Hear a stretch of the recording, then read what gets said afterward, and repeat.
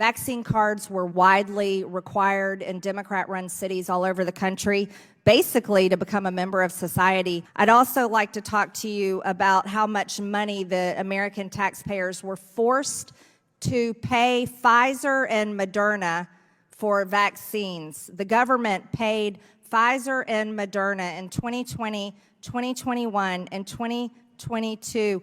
Pfizer received $15.27 billion. Moderna received $9.99 billion. And boy, did they get a return on the American taxpayers' investment. Pfizer, amazingly, in 2022, got a 23% increase. But in 2021, they doubled their income. But it was Moderna's whose numbers were astounding.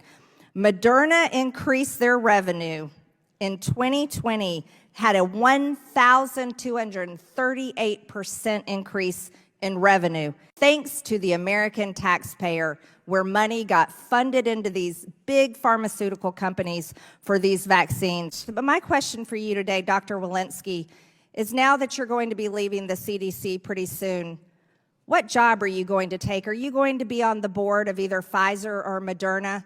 Because you've done one hell of a job at making sure that they've made a lot of money. And I yield back. Thank you for that question. Maybe first I will comment that CDC is not responsible for the purchase of vaccines, so I can't speak to all of the economics that you spoke to. I do want to talk a minute about the vaccine adverse event reporting system. So that system is intended for any person who has gotten a vaccine, if they have an untoward event after that vaccine, whether or not is related to the vaccine, they report. It is intended to have an over-reporting. All of the vaccines, not all, most of the vaccines that were being given, remember we gave 676 million doses of the vaccine. Any adverse event, if you got hit by a truck after you got your vaccine, that was reported to the vaccine adverse event reporting system. We at CDC have a responsibility to comb through every single one of them, to review the medical charts and to see if they are related. It is the case that the vaccine doesn't prevent being hit. Ms. Walensky, I'll reclaim my time. You did nothing about that and continued to push vaccines.